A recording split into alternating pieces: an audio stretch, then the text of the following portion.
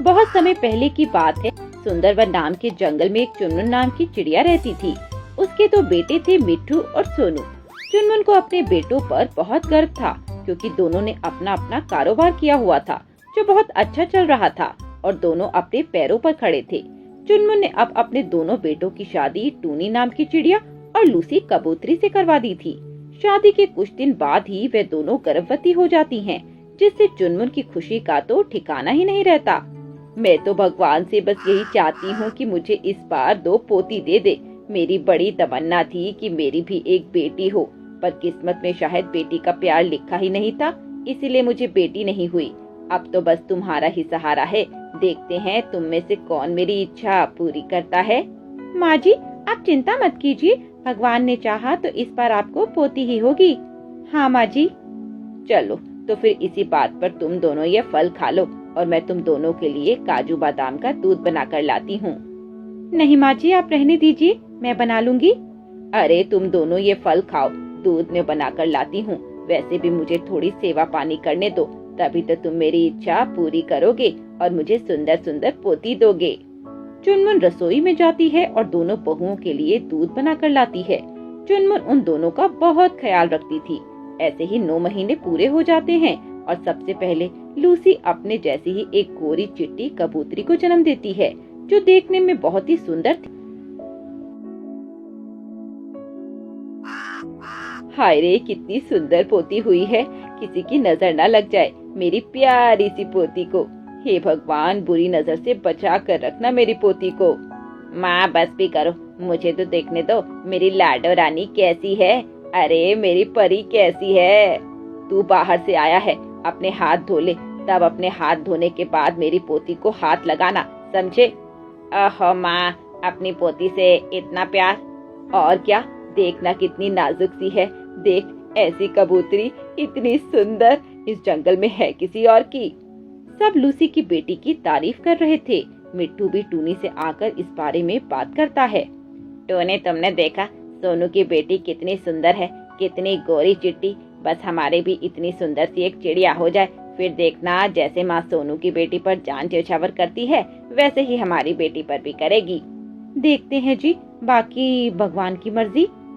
टूनी, पता है तुम्हें, सोनू की बेटी की तारीफ पूरे जंगल में होने लगी। सभी पक्षी कह रहे हैं इतनी सुंदर कबूतरी हमने आज तक नहीं देखी। तो सच तो कह रहे हैं, लूसी की बेटी सच में बहुत सुंदर है। एक हफ्ते बाद टूनी भी एक चिड़िया को जन्म देती है, पर टूनी की बेटी लूसी की बेटी जितनी सुंदर और गोरी नहीं थी, बल्कि सांवली थी, जिस कारण सब उसको देखकर मुंह बनाने लगते हैं। खुद चुनमुन भी टूनी की बेटी को देखकर ज्यादा खुश नहीं होती है। चुनमुन, ठीक ही है, बस इसका रंग किस पर गया है, बड़ा ही काला है और काली चीजें और काले पक्षी मुझे जरा भी पसंद नहीं। माँ जी, रंग में क्या रखा है, खुद श्याम जी भी तो काले थे। अरे वो तो भगवान थे और ये तो मामूली सी पक्षी, इसके रूप में तो चमक और दमक ही नहीं। तभी लूसी अपनी बेटी को लेकर वहाँ जाती है। अरे अरे, ये क्या, ये तो बड़ी ही काली है। अरे टूनी, तुम्हारी बेटी किस पर गई है, ना तो तुम इतनी काली हो और ना देवर जी, फिर ये किस पर चली गई। माँ जी, ससुर जी का रंग कैसा था, कहीं वे काले तो नहीं थे। अरे पागल हो गई है क्या, तेरे ससुर जी का रंग तो मुझसे भी साफ था, बहुत सुंदर थे वो। फिर ये कैसे हो गया। लूसी शंका की नजरों से टूनी को देखती है।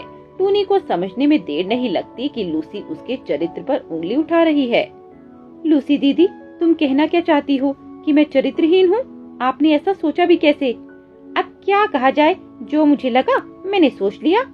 अरे चलो, ये बात भी नहीं है, पर हमें यह चिड़िया अपनी पोती के रूप में स्वीकार ही नहीं।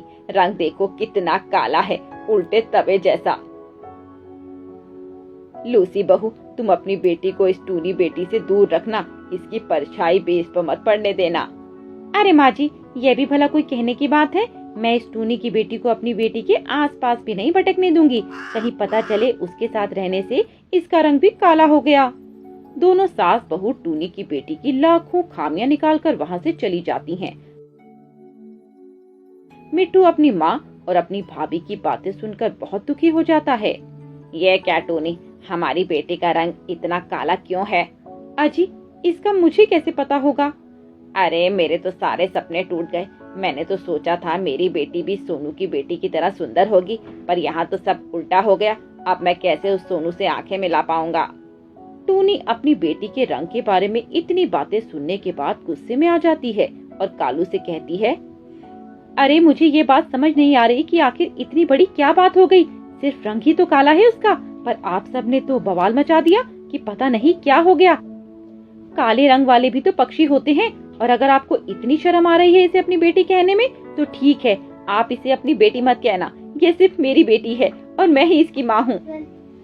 ऐसे ही कुछ महीने बीत जाते हैं। टूनी और लूसी अपनी अपनी बेटियों का नाम रखती हैं। टूनी तो अपनी बेटी का नाम पूजा रखती है और लूसी अपनी बेटी का नाम गौरी, क्योंकि वे बहुत ही गोरी थी। घर में सभी गौरी को बहुत प्यार करते थे और उसका बहुत ख्याल भी रखते थे। वही पूजा को कोई पूछता भी नहीं था, सब उसके साथ सौतेला व्यवहार करते थे, यहाँ तक उसके खुद के पापा भी।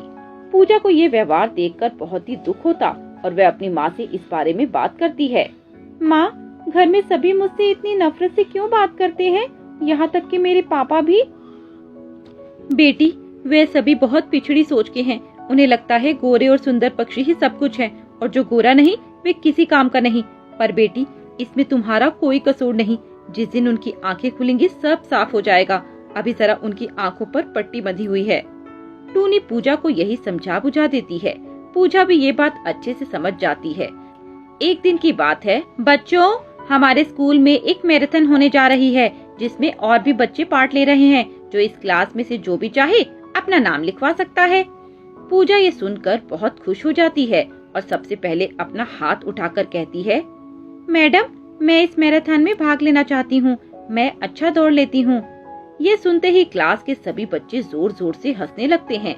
गौरी भी हंसते हुए कहती है, अरे अरे काली कल्लू, तू तो रहने ही दे। बिल्ली से डरकर भागने को दौड़ना नहीं कहते। और क्या, सही तो कह रही है गौरी। मुझे नहीं लगता कि तुम यह कर सकती हो, इसलिए चुपचाप बैठ जाओ। वैसे भी हम तुम जैसी काली कलूटी पर अपना समय बर्बाद नहीं कर सकते। पूजा निराश हो जाती है। उसके साथ हर जगह ऐसा ही होता है। उसके रंग की वजह से उसे बहुत ताने सुनने पड़ते थे, इसीलिए पूजा से अलग होकर सिर्फ अपनी पढ़ाई पर ध्यान देने लगी और दिल लगाकर पढ़ने लगी। ऐसे ही समय पंख लगाकर उड़ जाता है और अब गौरी और पूजा दोनों जवान हो जाती हैं। अगले दिन गौरी का 18वां जन्मदिन भी था, जिसके लिए घर में जोरों शोरों से तैयारी चल रही थी। उसके एक हफ्ते बाद ही पूजा का भी जन्मदिन था, पर उसके जन्मदिन के लिए कोई भी तैयारी नहीं थी। सब बस गौरी का जन्मदिन कर रहे थे। तभी सोनू गौरी और पूजा के लिए एक एक जोड़ी कपड़े खरीद कर लाता है।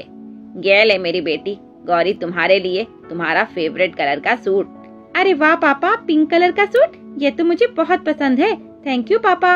यह तो कुछ भी नहीं, मैं तुम्हारे लिए ऐसा कुछ लाने वाला हूँ जिसे देखकर तुम बहुत खुश हो जाओगी, पर वह कल तुम्हें मिलेगा। और ये लो पूजा, तुम्हारे लिए। पूजा वह सूट लेकर पहन लेती है। उस सूट का रंग पीला था, वो भी चटक पीला, जिससे पूजा का रंग और काला नजर आता है। ये देखकर गौरी उस पर हंसने लगती है। अरे इसे पहनकर तो तू एकदम चुड़ैल लग रही है। थोड़े अपने बाल और खोल ले, फिर तो पूरी चुड़ैल लगेगी। रुक, मैं अभी सबको बुलाकर लाती हूँ, वो भी थोड़ा हंस लेंगे। गौरी तुरंत जाकर सभी को बुलाकर लाती है और पूजा को दिखाती है। पूजा को देखकर सभी बहुत हंसने लगते हैं। अरे ये तो सच में चुड़ैल जैसी लग रही है। बाल और बिखेर दे और फिर देख। एक तो तू काली, ऊपर से ऐसे चटक रंग डाल लेती है, इसे देखकर तो कोई भी तुझ पर हंसेगा। जाकर कपड़े बदल ले। पूजा सभी के हंसी का पात्र बनकर उदास हो जाती है, पर उसकी माँ उसे हौसला देती है। रात को गौरी का जन्मदिन बड़ी धूमधाम से मनाया जाता है। जंगल के सभी अमीर पक्षी वहाँ आते हैं।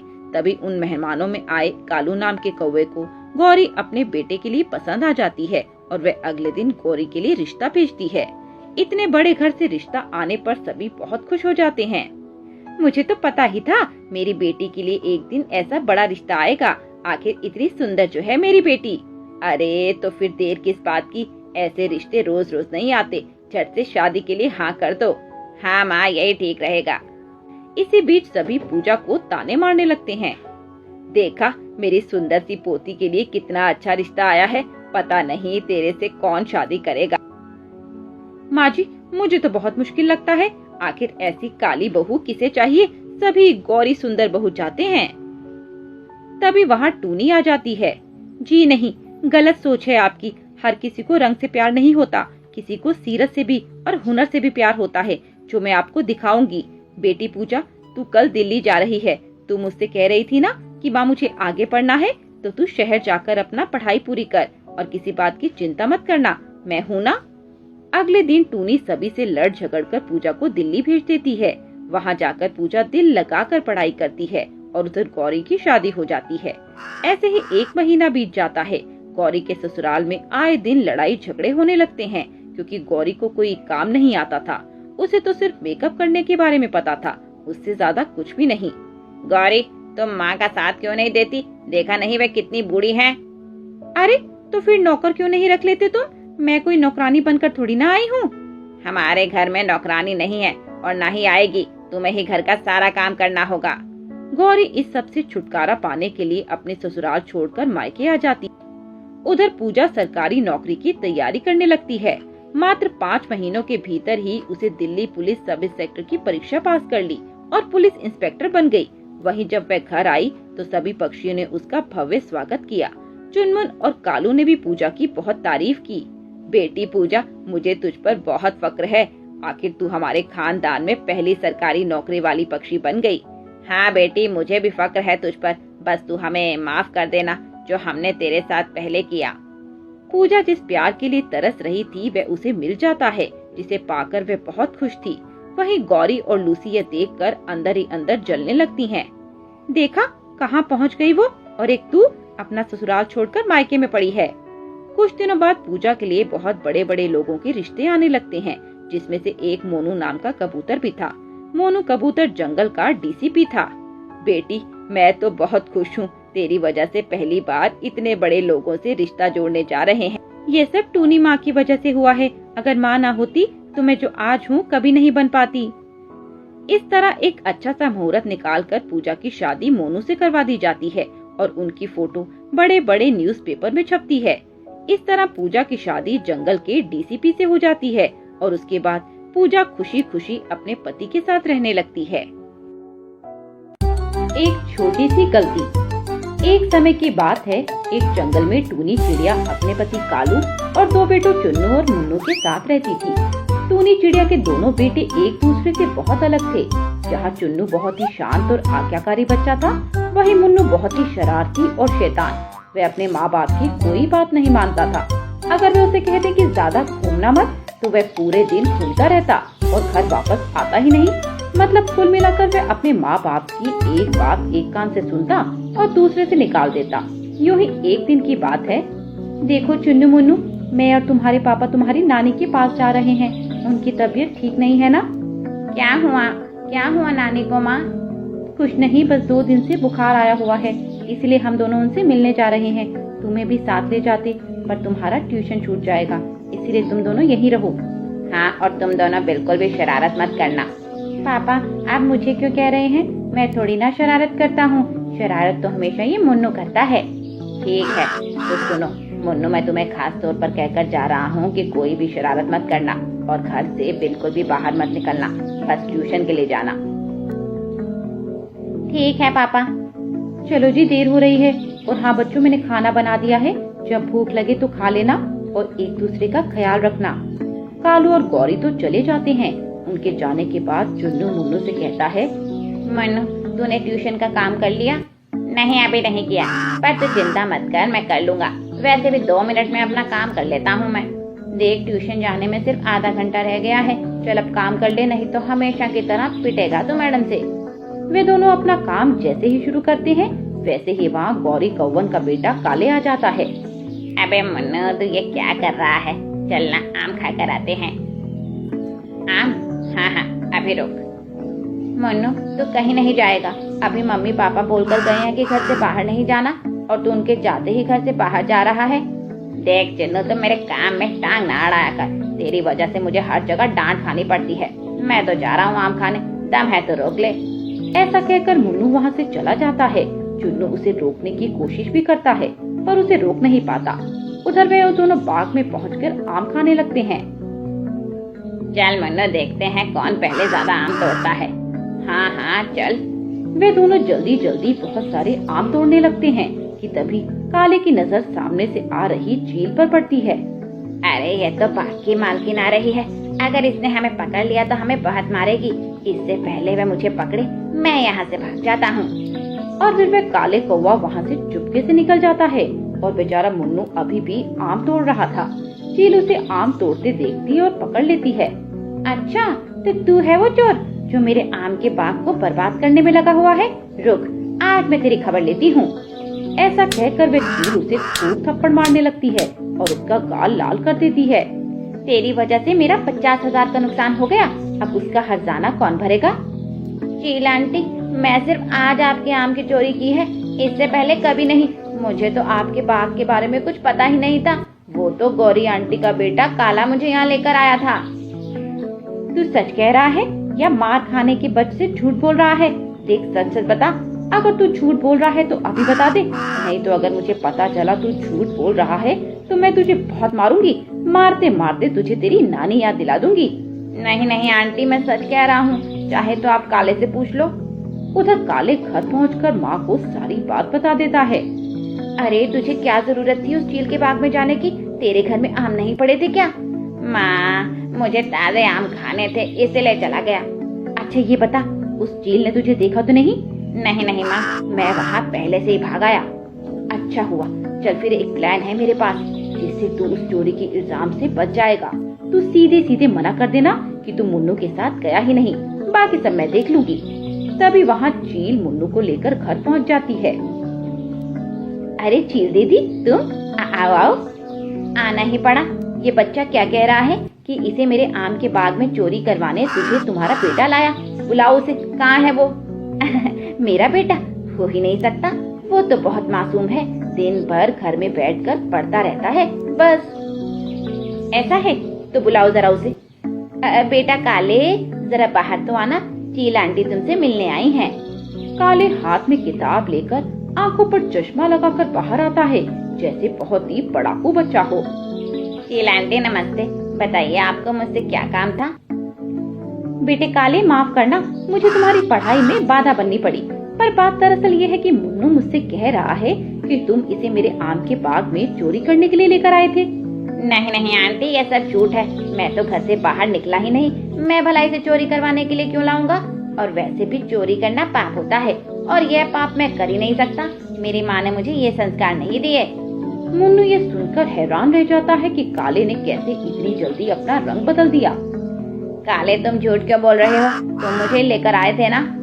ना बाबा ना, मैं ये गलत काम नहीं कर सकता और ना किसी से करवाता हूँ, पर पता नहीं क्यों तुम मेरा नाम लगाए जा रहे हो।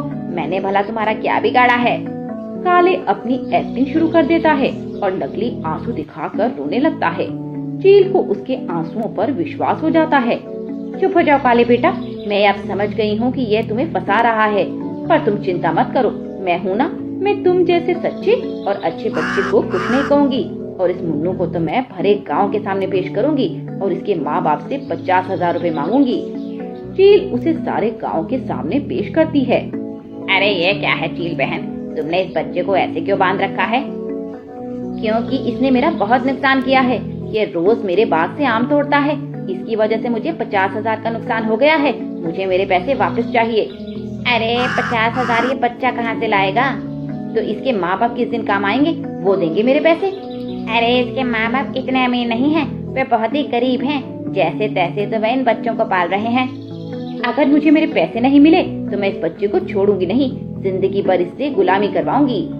उधर अब टूनी और कालू वापस आ जाते हैं और जब वे जंगल में लगी भीड़ देखते हैं तो हैरान रह जाते हैं। अजी, ये आज हमारे जंगल में भीड़ कैसी लगी हुई है? कहीं कुछ हो तो नहीं गया? अरे शुभ शुभ बोलो टूनी, जंगल का एक एक पक्षी हमारे घर के सदस्य जैसा है।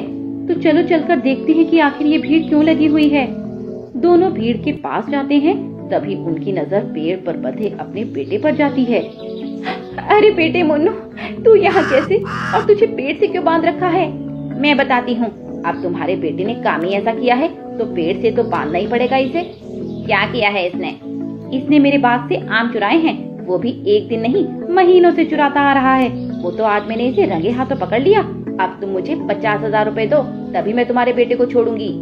टूनी और कालू को पहले तो विश्वास ही नहीं होता कि उनका बेटा इतना बड़ा काम कर सकता है, पर चील के बार बार कहने पर वे दोनों मजबूर हो जाते हैं। ठीक है चील जी, हम आपके पैसे आपको दे देंगे, पर हमारे बेटे को तो छोड़ दो, वह अभी बहुत छोटा है। नहीं नहीं, मैं इसे नहीं छोड़ सकती। अगर तुम जंगल छोड़कर भाग गए तो मेरे पैसे कौन देगा? आपके पैसे लेकर मैं कहीं नहीं जाऊंगा। मेरे लिए मेरी इज्जत पहले है। मेरे बेटे की गलती के लिए मैं आपसे माफी चाहता हूँ, पर आप मेरा यकीन कीजिए, मैं जंगल छोड़कर कहीं नहीं जाऊंगा। हाँ हाँ चील जी, मान जाओ। कालू पर हमें बहुत विश्वास है। कालू कभी आपको धोखा नहीं देगा। हाँ हाँ, कालू धोखा नहीं देगा। ठीक है, अगर आप सब इसकी गारंटी ले रहे हैं तो मुझे कोई एतराज नहीं, पर मुझे मेरे पैसे कल तक चाहिए, किसी भी हाल में। टूनी और कालू अब बहुत बड़ी चिंता में पड़ जाते हैं कि इतने पैसे वे कहाँ से लाएंगे। पापा मम्मी, मुझे माफ कर दो, मैंने वो आम नहीं चुराए, बस आज काले के कहने से मैं वहाँ चला गया था। पर तू गया ही क्यों? हमने तुझे मना किया था ना। आज देख, तेरी इस छोटी सी गलती के लिए हमें कितना बड़ा जुर्माना भुगतना पड़ रहा है। पापा मम्मी, मैंने इसे रोका भी था, पर ये रुका ही नहीं। बेटा मुन्नू, तू रुक जाता तो कितना अच्छा रहता। कम से कम आज हम ये जिल्लत भरे दिन तो नहीं देखने पड़ते। आज हमें तेरी वजह से चोर के मम्मी पापा कहे जा रहे हैं। सालों की कमाई इज्जत एक पल में खत्म हो गई। माफ कर दो अम्मा, मुझसे बहुत बड़ी गलती हो गई। अब मैं आपको कभी नाराज नहीं करूँगा। सुनती हो मुन्नू की अम्मा, उस चील को हमें कल तक 50,000 रुपए देने होंगे, पर हम कहाँ से इतनी बड़ी रकम लाएंगे। इसीलिए मैं सोच रहा हूँ कि अपना यह घर ही उस चील को दे देता हूँ। ठीक है जी, आपको जो सही लगे। वे प्रॉपर्टी के पेपर जैसे ही लेकर घर से निकलते हैं, वैसे ही वे चील चुनमुन तोती के साथ उसके घर आती है। अच्छा हुआ आप आ गई। ये लीजिए हमारे घर के कागज, हमारे पास इसके अलावा कुछ नहीं है। नहीं, मैं ये लेने नहीं आई, बल्कि तुमसे माफी मांगने आई हूँ, क्योंकि मुझे अभी चुनमुन ने बताया कि वे चोर तुम्हारा बेटा मुन्नू नहीं, वो तो दूसरे जंगल का नामी चोर रंगा कौवा है। हाँ, मैंने उसे चोरी करते देखा है और उसने मुझे डरा धमकाकर मेरा मुंह बंद करवा रखा था। पर आज जब मैंने इस बच्चे के साथ अन्याय होता देखा तो मुझसे रहा नहीं गया और मैंने चील को सब कुछ सच बता दिया। हाँ, अब तुम्हें कहीं जाने की जरूरत नहीं। ये तुम्हारा घर है और तुम ही रहो इसमें। मुझे मेरा चोर मिल गया और मैं उससे अपने सारे पैसे निकलवा लूंगी। और बेटे मुन्नू, तुम काले जैसे दोस्तों से दूर रहो, क्योंकि गलत दोस्तों की संगत में हम भी बुरे बन जाते हैं। चुन्नू की तरह पढ़ो लिखो और अपने माँ बाप का नाम रोशन करो। हाँ, अब मैं ऐसा ही करूँगा। मम्मा पापा को कभी परेशान नहीं करूँगा, वो जो कहेंगे मैं वो मानूंगा। और इस तरह सब ठीक हो जाता है। मुन्नू भी अब सुधर जाता है।